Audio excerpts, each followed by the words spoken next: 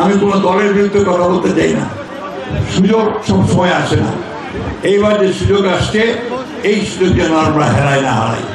রাজনৈতিক দলগুলোকে বলবো কেন্দ্রে, দয়া করে আপনারা এখন দাবি দাওয়া তুলে, বিভিন্ন রকম দাবি দাওয়া তুলে জনগণের যে অধিকার তাদের নির্বাচন করে সরকার প্রতিষ্ঠা করবার সেই অধিকার থেকে তাকে বঞ্চিত করবেন না।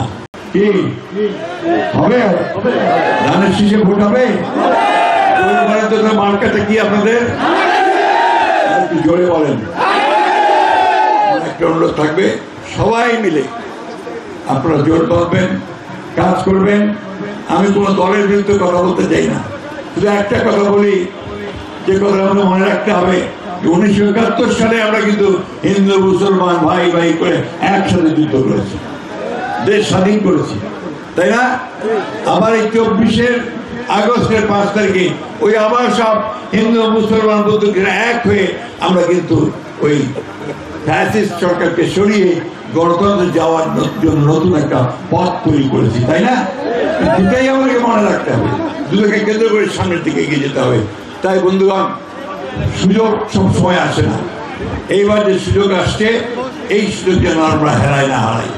রাজনৈতিক দলগুলোকে বলবো কেন্দ্রে, দয়া করে আপনারা এখন দাবি দাওয়া তুলে, বিভিন্ন রকম দাবি দাওয়া তুলে জনগণের যে অধিকার তাদের নির্বাচন করে সরকার প্রতিষ্ঠা করবার সেই অধিকার থেকে তাকে বঞ্চিত করবেন না। সেগুলো আমরা পরে ইলেকশনের পরে করতে পারবো, সেই আলোচনাগুলো নিয়ে তর্ক বিতর্ক যা কিছু আছে আমরা করতে পারবো, তাই না? আপনাদেরকে আমি এটুকু নিশ্চয় যে ধানের শীষের সরকার গঠন করতে পারি, নিশ্চয়তা দিচ্ছি আমি আপনাদেরকে যে আপনাদের সবচেয়ে বেশি নিরাপত্তাতে আপনারা থাকবেন এবং আমাদের মুসলমান ভাইয়েরা সবাই নিজের নিজের ধর্ম চমৎকার ভাবে পালন করতে পারবেন।